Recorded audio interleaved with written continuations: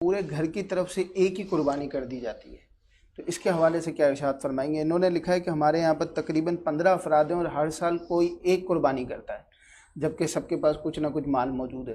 پورے گھر کی طرف سے ایک قربانی نہیں ہوتی، ہر بندے کے ذمے جو فریضہ ہوتا ہے یا جو واجب ہوتا ہے وہ اس کا جدا گانا ہوتا ہے۔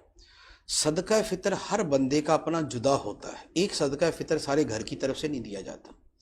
حج ہر بندے کا جدا ہوتا ہے، گھر کا ایک بندہ سارے خاندان کی طرف سے حج نہیں کرتا۔ نماز ہر بندے پہ جدا ہوتی ہے، گھر کا ایک فرد سب کی طرف سے جو ہے وہ نماز نہیں پڑھ دیتا۔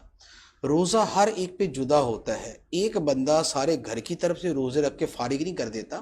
تو قربانی جو ہے یہ بھی اسی طرح کی عبادت ہے کہ یہ ہر ایک کا جدا معاملہ ہے، لہٰذا ہر بندہ جس پر قربانی بنتی ہوگی اسے اپنی جدا گانا قربانی کرنی ہوگی۔ یہ نہیں ہوگا کہ وہ